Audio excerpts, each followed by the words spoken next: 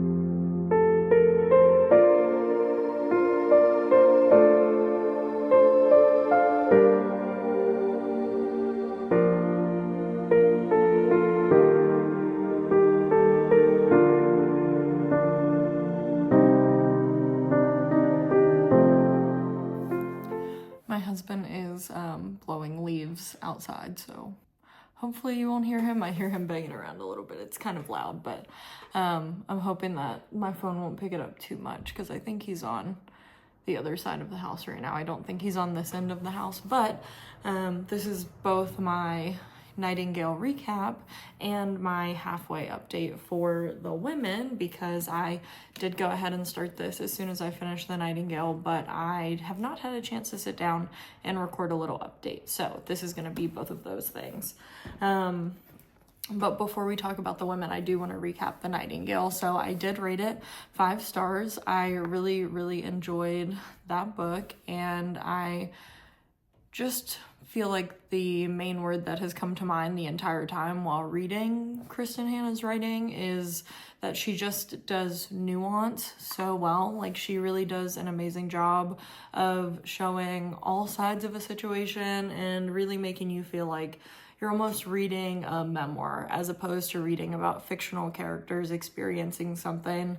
I just think she does a really good job of painting pictures of whole people. Like, they're not caricatures, they're imperfect, they have thoughts and opinions that affect the way that they do things. They think they're acting in the best interest of the people that are important to them, but maybe that doesn't always come across as good or what most people would perceive as good.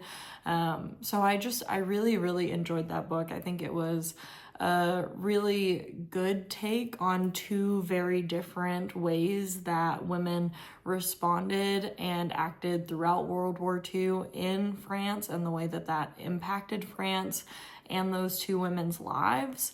And I really enjoyed it. I'm not sure if I need like a spoiler section with too much to talk about. I think you know, there are some specific parts of the book that I would be happy to speak more about, and how I felt like they affected the overall book or the way that I felt about the story, but I don't think that it's necessary for me to speak to how much I enjoyed the book and how much I would recommend the book. I definitely think it was good, and I'm really excited to continue reading more of her work. So very short and sweet recap there, but I did really enjoy it. I think it's a very poignant take on things. I just really like the life that Kristin Hannah breathes into her characters. So I really think, if you haven't read that, definitely check it out. And now, as I mentioned, I'm halfway through The Women. I have been reading this book so fast. Honestly, the last month and a half was pretty slumpy for me. I was having a hard time staying focused and reading at the pace that I normally read, because I'm normally a pretty fast reader. And reading these Kristin Hannah books is really kind of saving me from that slump. I know most of her writing deals with some more difficult topics, but I really enjoy the ability to learn a lot about these events through her books, even though sometimes they are more difficult to read and to experience through the characters in the books. But I just think that I'm so invested in the way that she writes the characters that it is really making me read these and honestly devour these books. I've only been reading this for a day or so, and I'm already halfway through. I do anticipate finishing it today, so I'm looking forward to that. So far, 50% of the way. Initial thoughts. I think this book is really heartbreaking. Of course, it's about the war in Vietnam, and there were a lot of atrocities committed during that war, and so seeing that firsthand through this main character and seeing someone who came from a privileged background and chose to enlist because they wanted to be a hero and they wanted to have honor that their father always talked about for the men in their family. Seeing her enlist because of that, and because, short spoiler, you find this out pretty quickly. I'll put brackets around this in case you don't want any spoilers for the book, but her main motivations for enlisting are because she wants to be a hero, as I mentioned, but also because her brother enlists and then dies.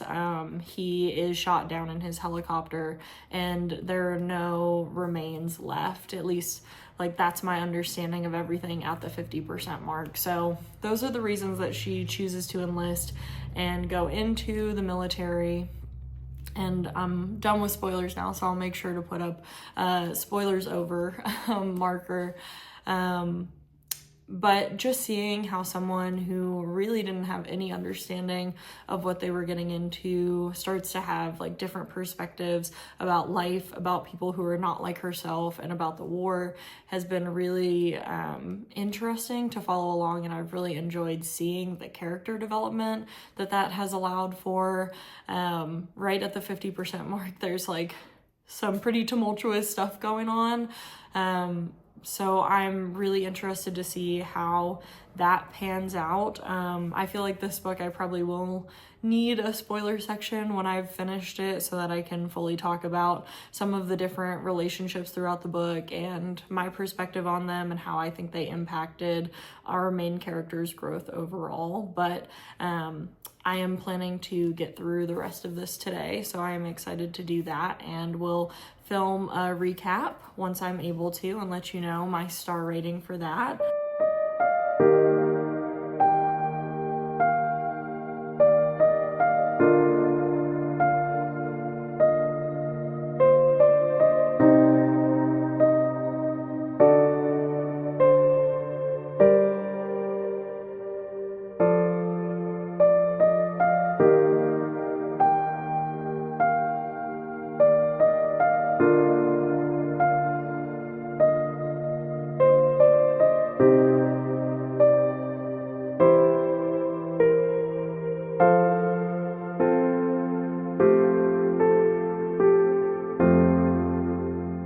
As promised yesterday, I did end up finishing The Women. This was another 5-star read for me, so I really can't explain enough how much I really enjoy Kristin Hannah's writing, and I think she's telling such important stories through her books, especially her more recent works, and I think she is just doing such a beautiful job telling those stories and helping to share them. I can't imagine another author doing this with quite as much grace and nuance that she has, and I feel like I've said the word nuance 100,000 times in this video, but you're gonna continue to hear it from me. So I really appreciated this book, and I enjoyed reading it, and you know, it still deals with women and their roles during the war, this time looking at the Vietnam War, and obviously it's a lot different from reading something about World War II and the Nazis, because I know there's a lot of political unrest surrounding the Vietnam War and how people felt about our involvement at that war at the time, and how that shaped people's perspectives of the men and women who were in Vietnam during that time and the role they were playing in the atrocities that our country was having committed on Vietnamese civilians. And I think it could be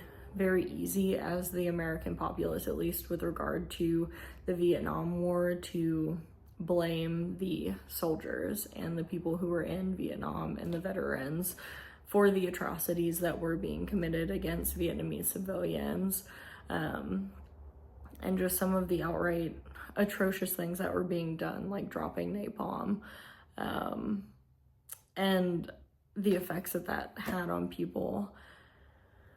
It could be very easy to feel that the soldiers and the people that are involved in that are monsters, and I think it's also really interesting to be reading this in comparison to the Nightingale, because I think with some of the characters in the Nightingale, there's an effort to humanize some of the German soldiers and show that the things that they were doing were not necessarily the things that they signed up for, and that they were kind of rebelling in certain ways, whether that be by providing food or kind of looking the other way at things that they would have been expected to execute people for. And so I think it's kind of the same scenario here. Obviously, Frankie, our main character in The Women, is a combat nurse, or she works in the OR in Vietnam on one of the bases, or she works at a couple different units, but she's not somebody who is boots on the ground committing the atrocities, and she is someone who throughout the entire book she references both the ways that she's aided soldiers who have come in who are injured, and also the ways that she went out and aided Vietnamese civilians who needed treatment. So I do think, you know, obviously it's very different to think about the role that she played and how as a medic you're really like a neutral third party who's providing care to individuals who are injured and who need assistance, as opposed to following the duty of your country and being told to do certain things and doing them without necessarily thinking about if they're ethical or if they're the right things to be doing, which I think is what's really called into question about the Vietnam War. Is that, you know, there were a lot of soldiers that were participating in the war, and the things they were doing, like dropping napalm or, you know, etc., bombs being dropped on civilian cities or hospitals or things like that. Those are obviously atrocities that are not, I don't know, I think if I were in that position and that's what I was being ordered to do, it would give me pause. I would question, like, is this what I signed up for, and how is this helping the American cause and the American people for me to be doing this? And so I thought that was really interesting to see, you know, you're getting kind of a firsthand account of what things are like for someone who is essentially a neutral third party, meaning that she's only seeing the wounded and the sick, and it doesn't matter whether they're American soldiers or Vietnamese civilians or children or elderly. She is just providing treatment as best she can as a nurse in the OR while stationed in Vietnam.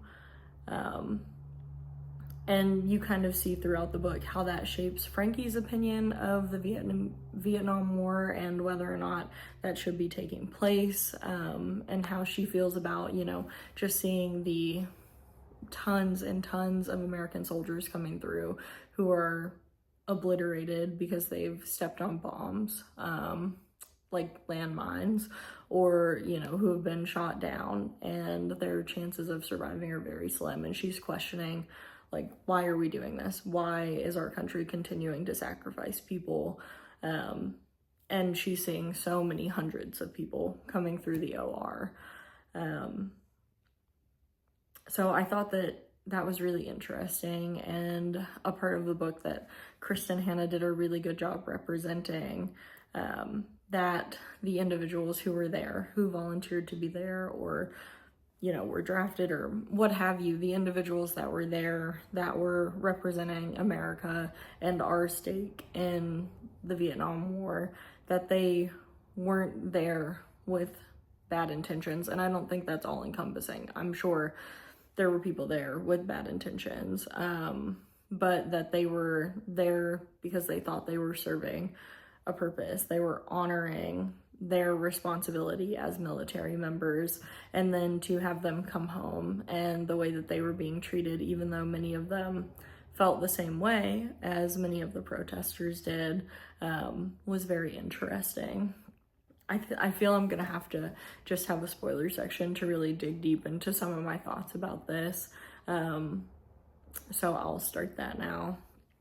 I just feel really strongly about the womanhood that's depicted in the book, and Frankie, Barb, and Ethel's relationship, and the way that over time Frankie understood why they had to be so harsh with her when she first got to Vietnam and was in country, and then the way that shaped her relationships with new nurses as they came in, and the way that she was able to then show her growth by guiding them and helping them to find their footing, I thought was pretty amazing. And then the continued sisterhood that those three women have throughout the book once they're back stateside, even though they're all handling things vastly differently, they all have different trauma responses to the things that have happened to them, but they're still all there for each other. And I feel that Frankie's family gives her the impression that she's going to be negatively judged for everything that she's been through, especially with the way that her father acts ashamed of her and lied about her being in Vietnam. It just perpetuates the thought that women weren't in Vietnam, that she couldn't have done this, that doesn't count as being a veteran, and it really diminishes all the things that she did experience and the growth that she experienced, and really the person she came to be by the time she was returning stateside. And I think it's interesting that she immediately expects Barb and Ethel to also be ashamed of her and to feel those same things. And I'm glad that throughout the book she realizes that that's not the case, and that her friends really do continue to show up for her throughout the entire book. I also am somebody that works in well-being, and I work with recovery programs and teaching individuals about substance use. And so seeing that within the book was really important to me too. I really appreciate that Kristin Hannah drew attention to individuals with substance use disorders, and how important it is to understand that, Frankie throughout the book, I don't think was ever a bad person. I think she made some decisions throughout the book, but you can really see that those decisions were fueled by her trauma and her experiences, and other people aided her in having those negative coping mechanisms as opposed to getting her the help that she needed. And the places that she went to get the help that she needed often turned her away and dismissed her experience. So it's very easy to understand how Frankie's issues with substance use developed from point A to point B. And I thought that her relationship with Henry was really beautiful, even though I felt from the beginning that they didn't belong together as a married couple. I felt that they were with each other for potentially the wrong reasons. Obviously, I had a lot of respect for him when she did become pregnant and he stepped up and wanted to get married. And I do think he truly loved her, but I think that speaks volumes in terms of how he continues to treat her when they are friends later, when she is in the recovery center and receiving help. And so I really, really appreciated his character, because I think it can be easy to assume that people like that aren't out there, but they definitely are. There are people who truly care about others and want them to receive the help that they need in that way. I can't go through reviewing the book without talking about Rye. It's pretty disgusting to see Rye and the way that he strings Frankie along, and I don't necessarily think that Frankie has done something wrong, and this is just kind of my perspective. Anytime that I'm considering two people in a committed relationship, if one person in that committed relationship is seeking out somebody else, then I'm gonna blame the person in the relationship, not the third party who either does or does not know about the relationship, etc. Because as you can see in this book, Rye repeatedly manipulates her and lies to her and tells half-truths, and he makes it seem as though he is gonna leave his wife, that he always intended to leave her because they got married on a whim right before he left, and that, you know, he doesn't love her the way that he loves Frankie. And I think in Frankie's vulnerable state, especially after miscarrying and her dream of having a child, it would be so easy to see this person that was really your true first love and want to believe all the things that he's saying. Like, I can understand, at least from the perspective of her being naive and being vulnerable and wanting to believe him desperately, because that's like the one good thing she has left to cling to. I can totally understand why she would fall victim to that. And the only person I place blame on in that entire scenario that's depicted in the book is Rye. And I think, you know, it does go to show, like, there are good people and there are also bad people who are like Rye. And it's possible to move on from that and to not think about that person, not reflect on that time with that person, to find true love, to find someone who actually cares about you. And I think that's one of the most important takeaways from Frankie and Rye's situation, is that she had convinced herself that they had this great love, and ultimately he never loved her, because if he loved her, he would have never done the things that he did.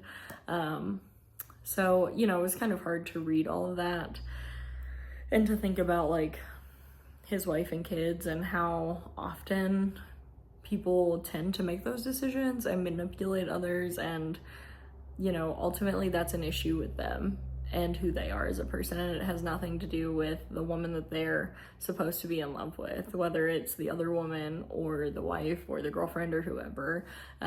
It's just a reflection of that individual, no matter how much they make themselves out to seem like a good person. But I did think it was really sweet. I questioned throughout the book, especially when they were talking about the prisoners of war, who of the people that she believed to be dead would not be dead. Obviously, I had hope that maybe her brother Finley was a prisoner of war and would not be dead, but ultimately it was determined that he was shot down, and, you know, there were no remains as mentioned in the book.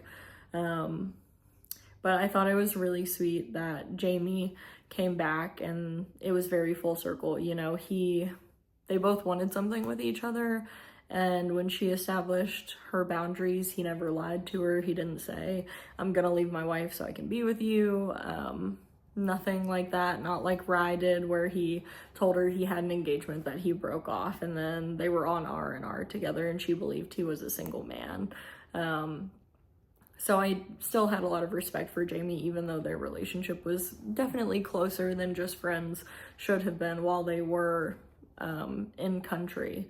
But I thought it was really sweet that he was back at the end of the book, and she doesn't have this next chapter of a potential love life come in until she has found herself and established herself And I think it really shows, like, no matter what your passion is, no matter what your purpose is, like, it's never too late. It's never, if you want to have connections with other people, like, there's still a chance that that could happen. And while it's very fairy tale-esque that it was Jamie who comes back into her life, it's happening in all the right ways. Like he said, he knew he could have sought her out, but he needed time to heal himself, and she also needed time to heal herself.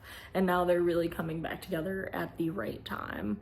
And I thought that was a really beautiful part of the story as well. But I think there's so much that I could talk about and unpack with the way that these women's mental health is treated throughout the book, the way that a man's service for his country is viewed in comparison to a woman's service for her country. And I think, honestly, it's like such a large and complex issue throughout the book, where you just want to like shake these people and say, what the hell? Like, these women were there. They're not lying about being there. They are just as much veterans as the men who were in combat. They are the reason that so many people who could have died that were in combat were able to go home to their families. And the fact that so many people diminished that, or said like there weren't women in Vietnam, that didn't happen, it's impossible to even wrap your head around, because obviously these women were there and their experience is just as valid as anyone else's experience who was there. I feel I have a lot of thoughts and they're not necessarily organized. I probably should do a little better on making notes about my thoughts so I can be a little more concise in my points when I am talking about the books that I've read. But I really enjoyed this book. I think it's a really good read, and I hope that more people continue to read it. It's not often that books that are being talked about a lot online are good books that resonate with me. And I think this one is really important, so I do hope that more folks read it and that this story continues to be told. And I look forward to seeing what Kristin Hannah puts her efforts into in the future, and what she will continue to research and whose stories she will help to tell, because I think what she's doing is just so important as an author. But that being said, I did want to include one more book in this vlog, so I started reading Angel Falls last night. Angel Falls is, I believe, one of Kristin Hannah's older books, but I wanted to start The Great Alone, and then just reviewing the synopsis, I realized that it was about a father who had been in the Vietnam War and his trauma, and then how that impacts him and his family.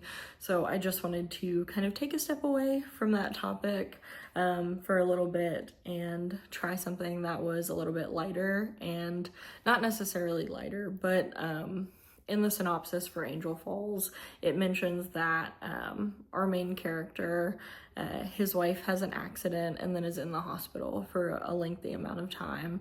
And this is really just a story that is a testament to his undying love for her and his faith in her and their marriage, and the lengths that he'll go to try to help her to wake back up and come out of her coma, and reliving their time together. So I really just felt that after reading The Women, I needed to read something that had a really strong male lead character who really loves his wife, to restore my faith in men a little bit.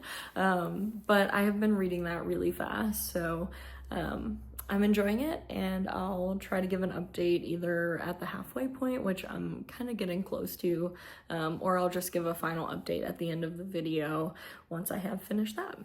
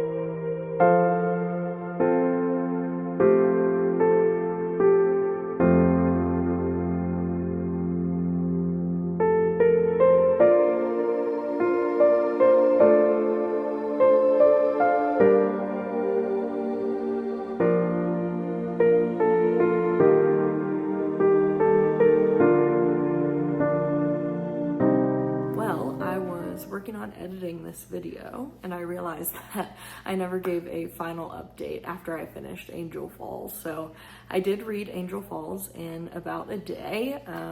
Didn't take me too long. It was a little shorter than The Nightingale and The Women. And I definitely think it was one of Kristin Hannah's earlier works. I'd have to reference for sure, but I definitely think it was before she got into a lot of historical fiction, but don't quote me on that. I might be incorrect. I will say Angel Falls was really kind of exactly what I needed after reading The Nightingale and The Women, because those did deal with such heavy topics.